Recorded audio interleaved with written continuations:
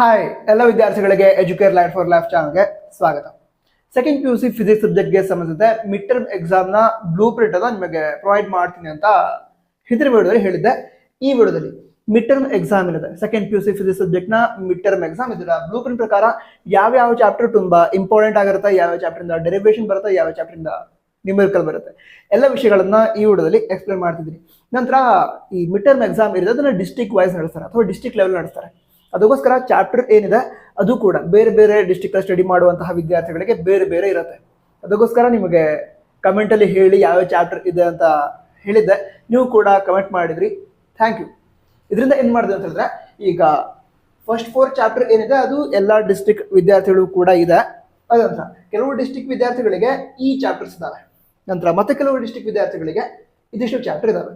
So ಯಾವ್ಯಾವ chapter important ಅದು ಕೂಡ ಈ ವಿಡಿಯೋದಲ್ಲಿ ನಿಮಗೆ ಕ್ಲಿಯರ್ ಆಗಿ ಎಕ್ಸ್ಪ್ಲೈನ್ ಮಾಡೋದಕ್ಕೆ ನನಗೆ ಚಾಪ್ಟರ್ಗಳು ಗೊತ್ತಾಯಿತು, ಅದು ಕೂಡ ನಿಮ್ಮಿಂದಾನೆ, ಥ್ಯಾಂಕ್ ಯು. ಸರಿ, ಈಗ ವಿಷಯಗಳನ್ನು ತಿಳಿದುಕೊಳ್ತಾ ಹೋಗೋಣ. ಈ ಫಸ್ಟ್ 4 ಚಾಪ್ಟರ್ಸ್ ಏನಿದಾವೆ ಅದು ಎಲ್ಲ ಡಿಸ್ಟ್ರಿಕ್ಟ್ ವಿದ್ಯಾರ್ಥಿಗಳು ಕೂಡ ಇದ್ದಾವೆ. ಅದರಲ್ಲಿ ಈಗ first chapter electric charges and fields.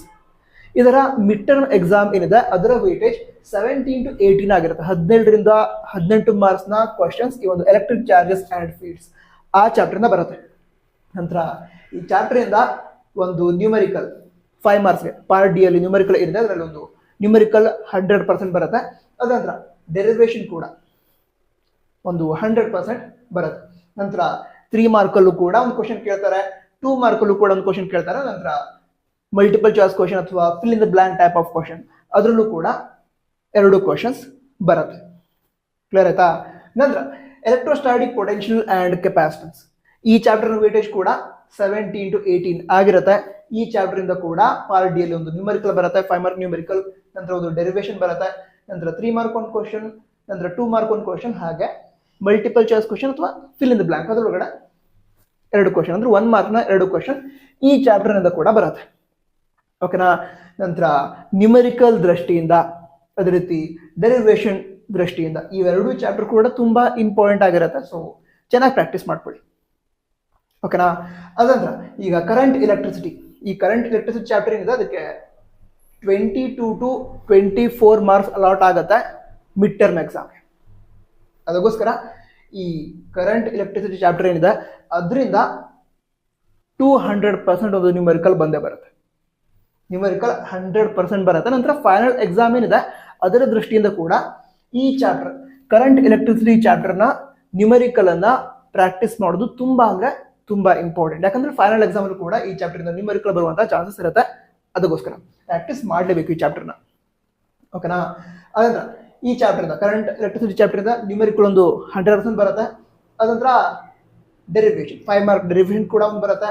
ನಂತರ 3 ಮಾರ್ಕಲ್ಲೂ ಕೂಡ ಒಂದು ಕ್ವಶನ್ ಬರುತ್ತೆ, 2 ಮಾರ್ಕಲ್ಲೂ ಕೂಡ ಒಂದು ಕ್ವಶನ್ ಬರುತ್ತೆ. ನಂತರ ಮಲ್ಟಿಪಲ್ ಚಾಯ್ಸ್ ಕ್ವಶನ್ ಅಥವಾ fill in the blank type of question 1 mark question ಅದರಲ್ಲೂ ಕೂಡ ಒಂದು 2 ಕ್ವಶನ್ ಅನ್ನ ಕೇಳಬಹುದು.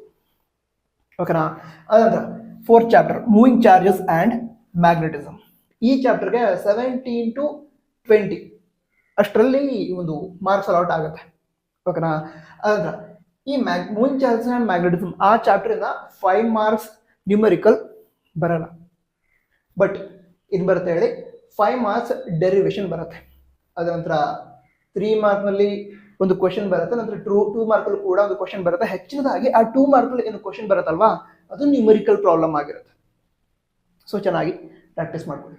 ಅದಂತರ 3 1 ಮಾರ್ಕ್ ಕ್ವಶನ್ಸ್ ಏನಿರುತ್ತೆ ಫಿಲ್ ಇನ್ ದ ಬ್ಲಾಂಕ್ ಅಥವಾ MCQ ಅದರಲ್ಲಿ ಕ್ವಶನ್ ಬರುವಂತಹ ಚಾನ್ಸಸ್ ಇರುತ್ತೆ. ಅದರ ನಂತರ ಇದಿಷ್ಟು ಚಾಪ್ಟರ್ ಎಲ್ಲ ಡಿಸ್ಟ್ರಿಕ್ಟ್ ವಿದ್ಯಾರ್ಥಿಗಳಿಗೂ ಇತ್ತು, ಅದನ್ನ ಈಗ ಎಕ್ಸ್ಪ್ಲೇನ್ ಮಾಡಾಯಿತು. ಈಗ ಕೆಲವು ಡಿಸ್ಟ್ರಿಕ್ಟ್ ವಿದ್ಯಾರ್ಥಿಗಳಿಗೆ ಈ ಚಾಪ್ಟರ್ಸ್ ಇದಾವೆ, ಯಾವುದು magnetism and matter, electromagnetic induction, alternating current ಮತ್ತು ಎಲೆಕ್ಟ್ರೋಮ್ಯಾಗ್ನೆಟಿಕ್ ವೇವ್ಸ್. ಸೊ ನಿಮಗೆ ಚಾಪ್ಟರ್ಸ್ ಗೊತ್ತಿದೆ ಯಾವ ಚಾಪ್ಟರ್ ಇದೆ ಎಕ್ಸಾಮ್ಗೆ ಅಂತ. ಸೊ ನಿಮಗೆ ಇದಿಷ್ಟು ಚಾಪ್ಟರ್ ಇದ್ದರೆ ಈಗ ಮೊದಲಿಗೆ ಎಕ್ಸ್ಪ್ಲೇನ್ ಮಾಡ್ತೀನಿ. ಅದ ನಂತರ ಬೇರೆ ಡಿಸ್ಟ್ರಿಕ್ಟ್ ವಿದ್ಯಾರ್ಥಿಗಳಿಗೆ ಈ ಚಾಪ್ಟರ್ಸ್ ಇದ್ರೆ ಅದನ್ನು ಕೂಡ ಇದೇ ವಿಡಿಯೋದಲ್ಲಿ ಎಕ್ಸ್ಪ್ಲೇನ್ ಮಾಡ್ತೀನಿ. ಮೊದಲದಾಗಿ ಈಗ ಮ್ಯಾಗ್ನೆಟಿಸಮ್ ಆ್ಯಂಡ್ ಮ್ಯಾಟರ್, ಇದು ನಿಮಗೆ ಮಿಡ್ ಟರ್ಮ್ ಸಿಲೆಬಸ್ನಲ್ಲಿ ಇದ್ರೆ ಆ ಚಾಪ್ಟರ್ಗೆ 7 to 8 ಮಾರ್ಕ್ಸ್ ಅಲಾಟ್ ಆಗಿರುತ್ತೆ. 7 to 8 ಮಾರ್ಕ್ಸ್ ಅಲಾಟ್ ಆಗಿರೋದ್ರಿಂದ ಇದರೊಳಗಡೆ 5 ಮಾರ್ಕ್ ಕ್ವಶನ್ ಅಂದರೆ 5 ಮಾರ್ಕ್ ನ್ಯೂಮೆರಿಕಲ್ ಬರಲ್ಲ, 5 ಮಾರ್ಕ್ ಡೆರಿವೇಷನ್ ಕೂಡ ಬರಲ್ಲ, ಬಟ್ 3 ಮಾರ್ಕ್ ಒಳಗಡೆ ಒಂದು ಕ್ವಶನ್ ಬರುತ್ತೆ. ನಂತರ 2 ಮಾರ್ಕಲ್ಲೂ ಕೂಡ ಒಂದು ಕ್ವಶನ್ ಬರುತ್ತೆ, ನಂತರ ಮ್ಯಾಗ್ನೆಟಿಸಮ್ ಅಂಡ್ ಮ್ಯಾಟರ್ ಒಳಗಡೆ 2 ಮಾರ್ಕ್ ಕ್ವಶನ್ ಏನು ಬರುತ್ತೆ ಅದು ಹೆಚ್ಚಿನದಾಗಿ ನ್ಯೂಮರಿಕಲ್ ಪ್ರಾಬ್ಲಮ್ ಆಗಿರುತ್ತೆ. ಅದಂದ್ರೆ 2 or 3 1 ಮಾರ್ಕ್ ಕ್ವಶನ್ಸ್ ಅಂದ್ರೆ FIB ಅಥವಾ MCQ. ಕ್ಲಿಯರ್ ಆಯ್ತಾ? ಓಕೆ, ಅದ್ರ ನೆಕ್ಸ್ಟ್ ಯಾವ ಚಾಪ್ಟರ್ ಇದೆ? ಇಲ್ಲಿ ನೋಡ್ರು, ಎಲೆಕ್ಟ್ರೋಮ್ಯಾಗ್ನೆಟಿಕ್ ಇಂಡಕ್ಷನ್. ಆ ಚಾಪ್ಟರ್ಗೆ 10 to 11 ಮಾರ್ಕ್ಸ್ ಅನ್ನ ಅಲಾಟ್ ಮಾಡಿದ್ದಾರೆ.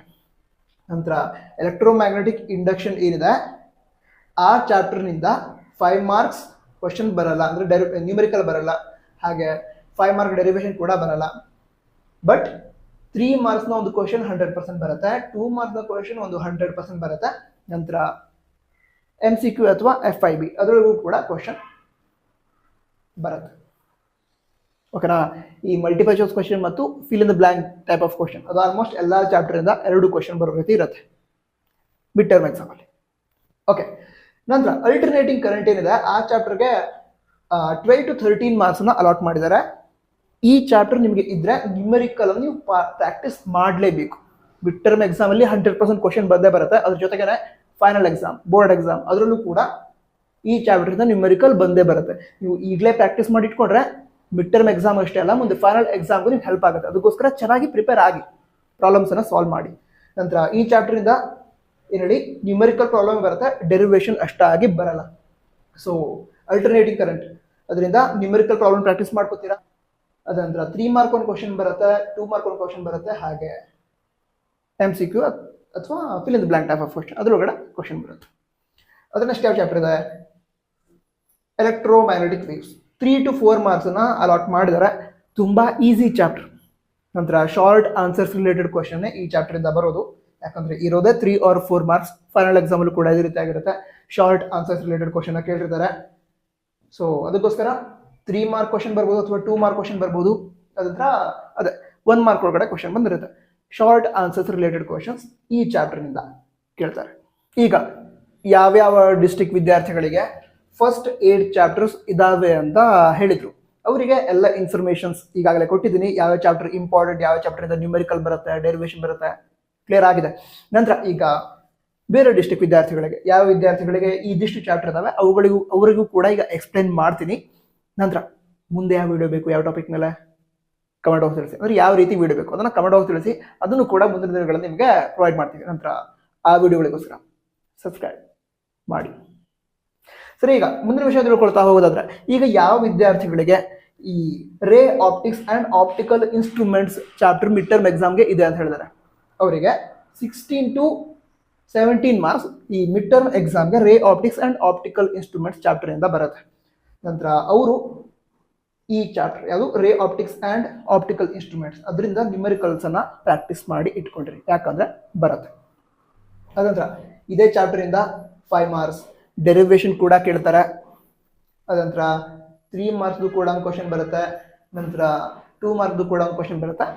ನಂತರ 1 ಮಾರ್ಕ್ಸ್ ಅಲ್ಲೂ ಕೂಡ ಈ ಚಾಪ್ಟರ್ನಿಂದ ಟಾಪಿಕ್ಸ್ ಏನಿದೆ ಅದ್ರ ಮೇಲೆ ಕ್ವಶನ್ಸ್ ಅನ್ನ ಕೇಳಿರ್ತಾರೆ. ಓಕೆನಾ? ಅದರ ನಂತರ ವೇವ್ ಆಪ್ಟಿಕ್ಸ್ಗೆ 11 to 12 ಮಾರ್ಕ್ಸ್ ಅನ್ನ ಅಲಾಟ್ ಮಾಡಿದ್ದಾರೆ. ನಂತರ ಈ ಚಾಪ್ಟರ್ ಇಂದ ನ್ಯೂಮರಿಕಲ್ ಬರಲ್ಲ, ಬಟ್ ಡೆರಿವೇಶನ್ ಬರುತ್ತೆ. ಅದಂತರ ಇಲ್ಲಿ 3 ಮಾರ್ಕ್ ಕ್ವಶನ್ ಕೇಳಿರ್ತಾರೆ, 2 ಮಾರ್ಕ್ ಕ್ವಶನ್ ಕೂಡ ಕೇಳಿರ್ತಾರೆ. ನಂತರ 1 ಮಾರ್ಕ್ ಕ್ವಶನ್ ಅಂತೂ ಎಲ್ಲಾ ಚಾಪ್ಟರ್ ಇಂದ ಕ್ವಶನ್ಸ್ ಬಂದೇ ಬರುತ್ತೆ. ಮ್ಯಾಕ್ಸಿಮಮ್ ಎಲ್ಲ ಚಾಪ್ಟರ್ ಇಂದ 2 1 ಮಾರ್ಕ್ ಕ್ವಶನ್ ಅನ್ನ ಕೇಳ್ತಾರೆ. ಸರಿನಾ? 2 ಅಥವಾ 3 ಕ್ವಶನ್ಸ್ ಬರುತ್ತೆ 1 ಮಾರ್ಕ್ಸ್ ಒಳಗಡೆ. ಕೆಲವು ಚಾಪ್ಟರ್ ಏನಿರುತ್ತೆ ತುಂಬಾ ವೇಟೇಜ್ ಇರುವಂತಹ ಚಾಪ್ಟರ್ಸ್, ಅದರಲ್ಲಿ ಈಗ ಮಾರ್ಕ್ಸ್ ಬ್ಯಾಲೆನ್ಸ್ ಮಾಡೋದಕ್ಕಾಗಲ್ಲ, ಮ್ಯಾನೇಜ್ ಮಾಡೋದಕ್ಕಾಗಲ್ಲ. ಆ ರೀತಿ ಇದ್ದಾಗ ಈ MCQ ಅಥವಾ ಫಿಲ್ ಇನ್ ದ ಬ್ಲಾಂಕ್ ಏನಿದೆ ಅದರೊಳಗಡೆ 2 ಕ್ವಶನ್ಸ್ ಬರೋದು, 3 ಕ್ವಶನ್ ಕೂಡ ಕೇಳ್ಬೋದು. ಆ ಸ್ಟಾರ್ಟಿಂಗ್ 20 ಮಾರ್ಕ್ಸ್ ಇರೋದು 1 ಮಾರ್ಕ್ ಕ್ವಶನ್ ಅದರೊಳಗಡೆ. ಕ್ಲಿಯರ್ ಆಯ್ತಾ? ಕ್ಲಿಯರ್ ಆಯ್ತು. Next dual nature of radiation and matter. ಈ ಚಾಪ್ಟರ್ ಏನಿದೆ ಅದಕ್ಕೆ 7 to 8 ಮಾರ್ಕ್ಸ್ ಅನ್ನ ಅಲಾಟ್ ಮಾಡಿದ್ದಾರೆ, ಅಂದ್ರೆ ಅಲಾಟ್ ಮಾಡ್ತಾರೆ ಮಿಡ್ ಟರ್ಮ್ ಎಕ್ಸಾಮ್ಗೆ. ಆ ಚಾಪ್ಟರ್ ಇದ್ರೆ ಆವಾಗ ಅದರೊಳಗಡೆ 5 ಮಾರ್ಕ್ ಕ್ವಶನ್ ಬರಲ್ಲ, 3 ಮಾರ್ಕ್ ಒಂದು ಕ್ವಶನ್ ಬರುತ್ತೆ, 2 ಮಾರ್ಕ್ ಒಂದು ಕ್ವಶನ್ ಬರುತ್ತೆ, ಅದ್ರ ನಂತರ 1 ಮಾರ್ಕ್ ಕ್ವಶನ್ಸ್ ಬರುತ್ತೆ. ಅದ್ರ ನಂತರ ನೆಕ್ಸ್ಟ್ ಯಾವುದು? ಆಟಮ್ಸ್ ಚಾಪ್ಟರ್ಗೆ 5 or 6 ಮಾರ್ಕ್ಸ್ ಅನ್ನ ಅಲಾಟ್ ಮಾಡಿರ್ತಾರೆ. ಇದರೊಳಗಡೆ 3 ಮಾರ್ಕ್ ಕ್ವಶನ್ ಬರುತ್ತೆ, ನಂತರ 2 ಮಾರ್ಕ್ ಕ್ವಶನ್ ಬರುತ್ತೆ, ನಂತರ ಯಾವುದು ಮಲ್ಟಿಪಲ್ ಚಾಯ್ಸ್ ಕ್ವಶನ್ ಅಥವಾ fill in the blank type of question ಅಥವಾ 1 ಮಾರ್ಕ್ ಕ್ವಶನ್ ಕೇಳ್ತಾರೆ. ಈ ರೀತಿ ನಾವು ಬ್ಲೂ ಪ್ರಿಂಟ್ ಅನ್ನು ಸ್ಟಡಿ ಮಾಡಿದ್ರೆ ಎಕ್ಸಾಮ್ ಅಲ್ಲಿ ಒಳ್ಳೆ ಸ್ಕೋರ್ ಮಾಡ್ಬೋದು. ಮಾಡ್ತಿರ್ತಾನೆ? 100% ಮಾಡ್ತೀರಾ? ಚೆನ್ನಾಗಿ ತಿಳ್ಕೊಳ್ಳಿ. ಯಾವ್ಯಾವ ಕ್ವಶನ್ಸ್ ಇಂಪಾರ್ಟೆಂಟ್ ಅದನ್ನ ತಿಳ್ಕೊಳ್ಳಿ, ಸಾಲ್ವ್ ಮಾಡಿ 100% ಸ್ಕೋರ್ ಆಗುತ್ತೆ. ನಂತರ ಯಾವ್ಯಾವ ವಿದ್ಯಾರ್ಥಿಗಳು 65+ ಸ್ಕೋರ್ ಮಾಡ್ತಾರೆ ಔಟ್ ಆಫ್ 70 ಅದನ್ನ ಕಮೆಂಟ್ ಬಾಕ್ಸ್ ತಿಳಿಸಿ. ನಂತರ ಮತ್ತೊಂದು ವಿಷಯ ಹೇಳ, ನಿಮ್ಗೀಗ ನಾನು 70ಗೆ 65+ ಸ್ಕೋರ್ ಮಾಡ್ತೀನಿ ಅನ್ನೋ ಕಾನ್ಫಿಡೆನ್ಸ್ ಇದ್ರೆ ನಿಮ್ಮ ಹತ್ರ 70ಗೆ 70 ಸ್ಕೋರ್ ಮಾಡೋ ಎಬಿಲಿಟಿ ಕೂಡ ಇರುತ್ತೆ. ಎಫರ್ಟ್ ಸ್ವಲ್ಪ ಜಾಸ್ತಿ ಮಾಡಿ, ಒಳ್ಳೆ ಸ್ಕೋರ್ ಮಾಡಿ, ಒಂದು ಲೈಫಲ್ಲಿ ಚೆನ್ನಾಗಿ ಅಚೀವ್ ಮಾಡಿ. All the best. ಜೈ ಹಿಂದ್. ವಂದೇ ಮಾತರಂ.